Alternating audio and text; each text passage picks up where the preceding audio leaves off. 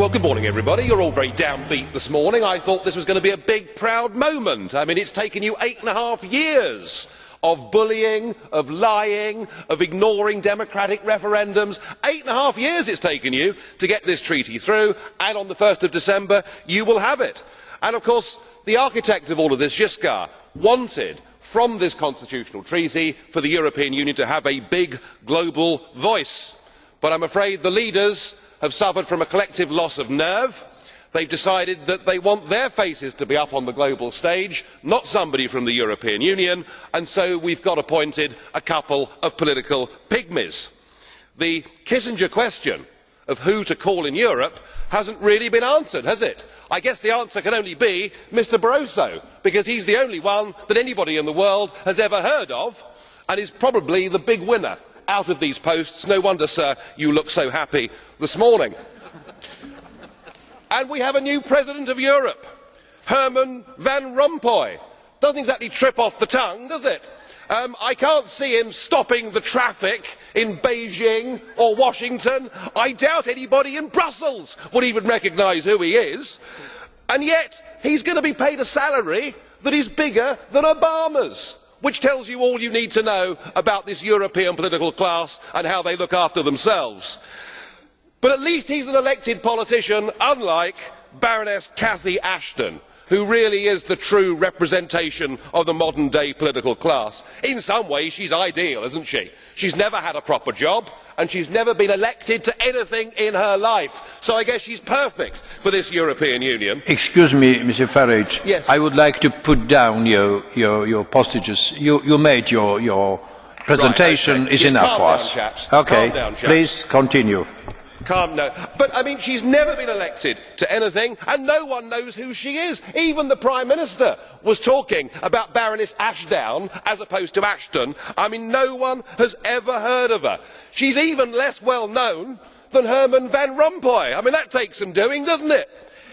She's risen without trace. She's part of this post-democratic age. She married well. She married an adviser and a friend and supporter of Tony Blair and got put in the House of Lords.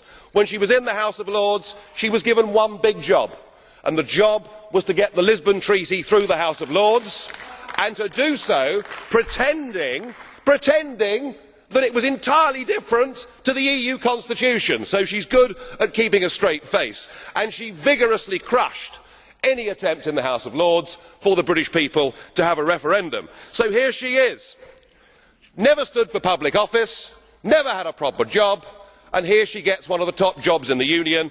Her appointment is an embarrassment for Britain. But it's much worse. Well, at least I've been elected, sir. Unlike her, she's not been elected and the people don't have the power to remove her. But just hear the next bit. There's something rather more serious than that. Cathy Ashton was an active member of the campaign for nuclear disarmament.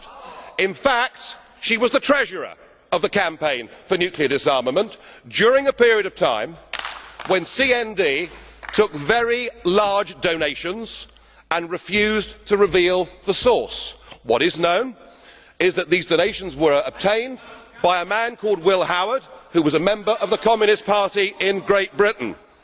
Will Baroness Ashton deny that while she was treasurer, that she took funds from organisations who were opposed to Western-style capitalism and democracy? That question must be asked. And are we really happy that somebody who will be in charge of our overseas security policy was an activist a few years ago in an outfit like CND?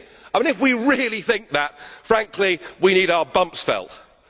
I don't think that she's a fit and proper person to do this job. She has no experience, and unless she can answer those questions, did she take money from enemies of the West? That question must be answered. Well, we have our two pygmies. We'll have the bland leading the bland. But I am not celebrating, because they will press on with political union, and whilst our leaders may have saved face for the moment for themselves on the international stage, they have all betrayed their national democracies. The European state is here. We are about to get an avalanche of new laws because of this Lisbon Treaty, and there is no question in my mind that there has to be a full, free, fair referendum in the United Kingdom to decide whether we stay part of this union or not. I hope and pray that we vote to leave, but either way, the people simply must be asked. Thank you.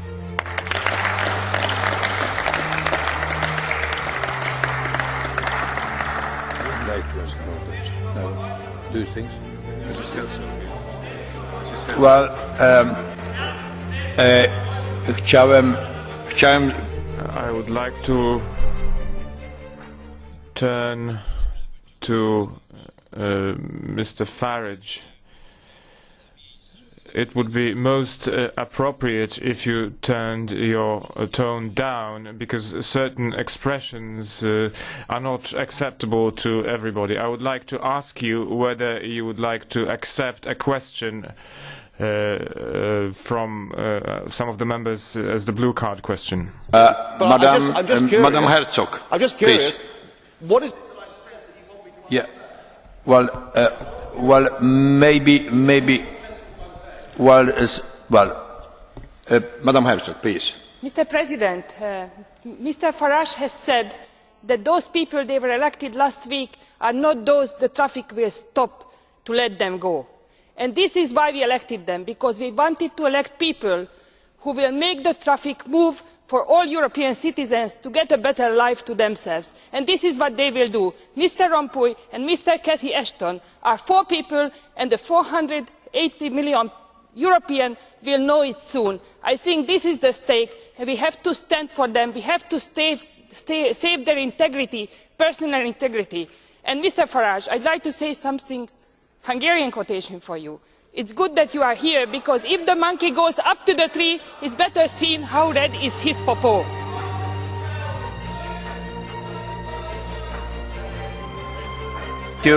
Thank you. Yes, please. Thank you. With respect, I think you've completely missed the point, because twice you said the people that were elected last week. They have not been elected. That is the point that I'm making, and in the case of Baroness Ashton, she has never been elected to public office in her entire life. She takes an enormously powerful job, and the peoples of Europe, of Britain, of everywhere else do not have the power to hold her to account and to remove her, and that fundamentally is what is wrong with this whole European Union. It's all about bureaucracy versus democracy. Things have gone horribly wrong. But, Mr. President, can I please come back and ask you the question? You seem to imply that I'd said something that was inappropriate or over the top or wrong. Could you please explain what that was? I want to know. Some way of explanation of the way of selection of the so important people for the European Union, and what you say about the whole issue which is connected with that. It is just, by my opinion, absolutely improper to the whole situation. Well, it is my opinion, colleague. Okay, fine. When you were elected, when you were elected as president, you said you would act as a neutral president to ensure that all sides of the debate were given their chance to have a say. If you are criticising me on the political content of what I say, then you are not doing your job as a neutral chairman. Well, okay, thank you, colleague Farage. Now we go to